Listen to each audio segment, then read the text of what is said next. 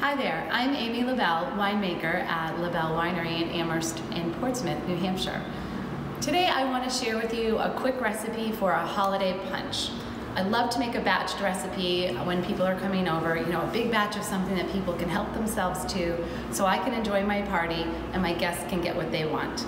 So first, we're going to start with a large glass of vessel or a punch bowl. Punch bowls have kind of gone out of style. I haven't seen one at a party in a long time, but I always use them and I love that. But if you have something like this works too. We're going to pour right into the vessel some, maybe not all of these, lemons, limes, and oranges and cranberries. You can just use a bag of frozen cranberries. They're readily available at the store right now. Pop them into your freezer before you use them, and then they'll do a good job cooling down your punch, which is very easy for you. So we've got 4 cups of a good quality cranberry juice. Get that in there. We've got 1 bottle of LaBelle Winery cranberry wine. This is really fun and versatile in cocktails and punches. One of the holiday favorites.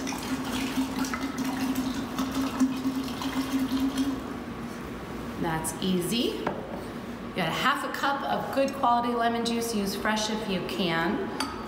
Whatever you do, don't use the stuff in those little plastic squeezy or lemons at the store. This is pineapple juice. You need a cup of good quality pineapple juice. Get that in there. That adds really nice flavor.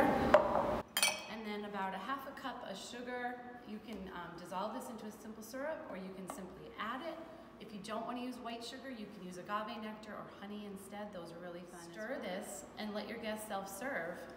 I've done a pre-garnished cup here, so you can just put those all to your party, help themselves to whatever they'd like to drink, and the garnish is already there for you.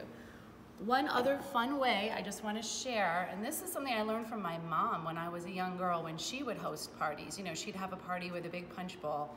And what you can do is make an ice ring. So if you're doing a wide punch bowl, it's nice to float an ice ring in it. What you do is you freeze in the bottom of just a regular bundt pan. I'm sure if you have a bundt pan around, it already has the nice garnished edges on the side, which makes it really pretty.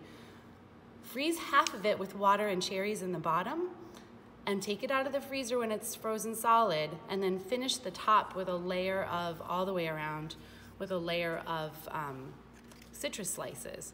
Then when you unmold this and drop it into your punch bowl, the citrus slices will float above the surface and make your punch look really fun and festive.